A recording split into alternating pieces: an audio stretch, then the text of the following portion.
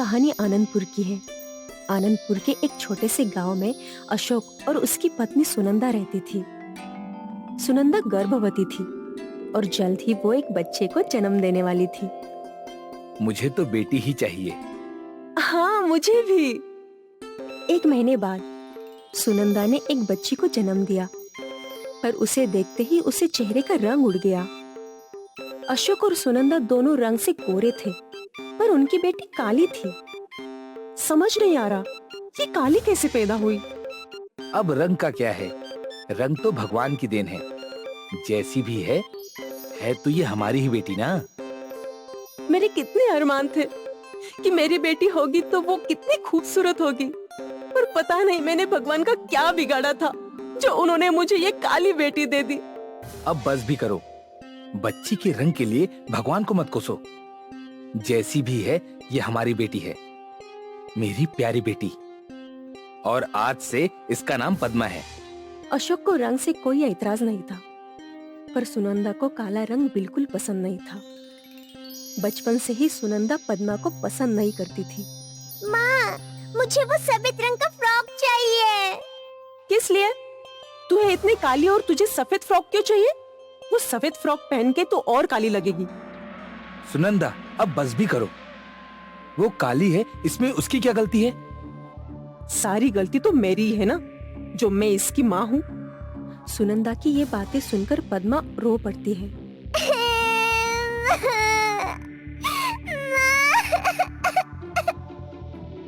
तभी अशोक उसे गोद में उठा के उसे शांत करवाता है, पर सुनंदा को पद्मा एक आंख नहीं भाती। खैर, 1 साल बाद सुनंदा ने एक और बच्ची को जन्म दिया। ये बच्ची बहुत ही गोरी थी। आखिर भगवान ने मेरी सुन ही ली। देखिए ना, देखिए कितनी गोरी है।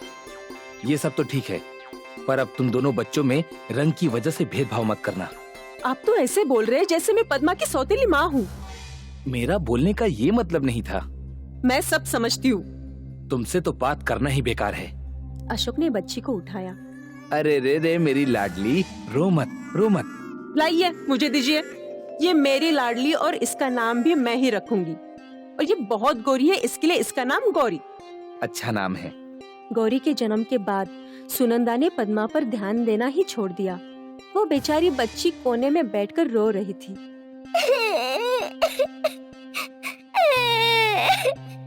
क्या हुआ बेटा, तुम रो क्यों रही हो?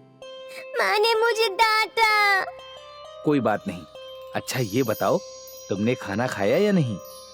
नहीं। क्यों? शाम को 6 बजे हैं और अब तक तुम्हें खाना नहीं मिला?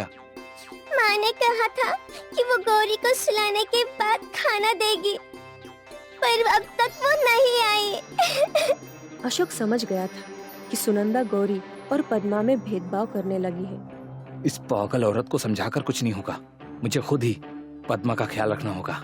उस दिन से अशोक ने खुद पद्मा की देखभाल शुरू की। वो पद्मा को खाना खिलाता था और स्कूल भी छोड़ा करता था। बाप बेटी का रिश्ता और मजबूत होते जा रहा था। 10 साल बीत गए। गौरी 10 साल की थी और पद्मा 15 साल की। गौरी का रिजल्ट आया था और वो फेल हो गई थी, और इस वजह से अशोक तमतमाया हुआ था। गौरी, ये कोई मार्क्स हैं? हिंदी में 2 मार्क्स, मैथ में 4 और साइंस में 6। तुम्हारी बहन पद्मा स्कूल में फर्स्ट आती है और तुम हो कि तुम पास भी नहीं हो पाती। शर्म नहीं आती तुम्हें? अशोक गौरी को डांट ही रहा था कि सुनंदा वहाँ आई। अब कम से कम इस काली का नाम लेकर मेरी बेटी को मत डांटिए। क्या हुआ, बस मार्क्स ही तो कम आए ना। सुनंदा, ये तुम्हें आम बात लग रही है? जब फेल होगी ना तो पूरी दुनिया हम पर हंसेगी। वैसे कहाँ कम हंसती है, काली की माँ बोलकर लोग चिढ़ाते हैं मुझे। ये काला रंग न हुआ, श्राप हो गया है। उसका काला रंग तुम्हें दिख रहा है, पर उसकी इतनी सारी खूबियाँ तुम्हें नहीं दिखाई देती। और गौरी हर क्लास में फेल हो जाती है। क्या ये तुम्हें नहीं दिख रहा? दिन भर गौरी को सजाती रहती हो, थोड़ा उसे पढ़ा भी लिया करो। मेरी बेटी का मैं देख लूंगी, तुम अपनी पद्मा का देखो। 3-4 साल में वो जवान हो जाएगी। उसके शादी के लिए बहुत दहेज देना पड़ेगा। काली है ना, जाओ पहले दहेज के पैसे जमाओ। तुमसे तो बात करना ही बेकार है। पद्मा को बहुत बुरा लगता था जब उसकी माँ उसके रंग पर ताना मारती थी।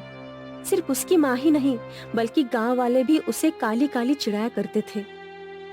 इसलिए शायद पद्मा ने दोस्तों से ज्यादा पढ़ाई को समय दिया।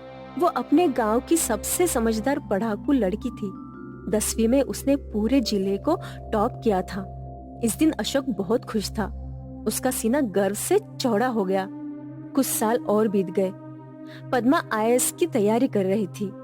अब तक 20 लड़कों ने पद्मा को मना कर दिया है। लगता नहीं इसकी कभी शादी होगी। मेरी गौरी के लिए अच्छा रिश्ता आया है, क्यों ना उसकी शादी पहले करवा दे। अशोक ने पद्मा की ओर देखा। वैसे भी पद्मा को आईएएस बनने के लिए अभी समय चाहिए, तो तुम्हें जो ठीक लगता है वो करो। गौरी देखने में सुंदर थी, इसलिए उसकी जल्द ही शादी हो गई। कुछ महीने बाद पद्मा आईएएस इंटरव्यू के लिए गई और वहाँ वो सिलेक्ट हो गई।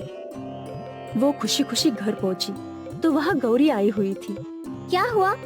आप लोग इतने दुखी क्यों हैं? क्या होगा?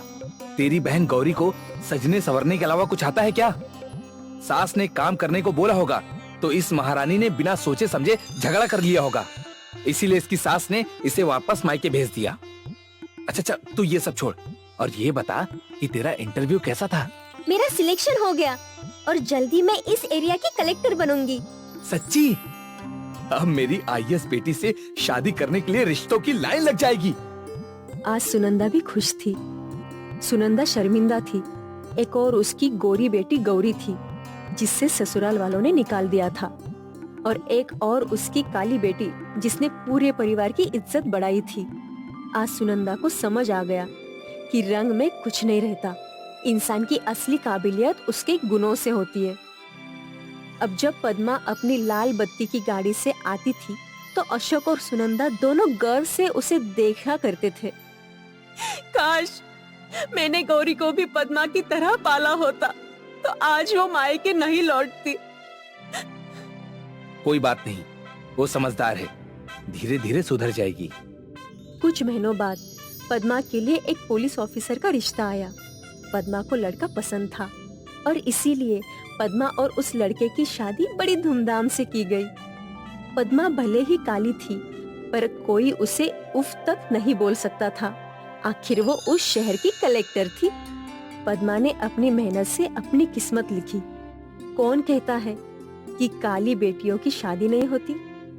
पद्मा जैसी बेटियां नसीब से मिलती है।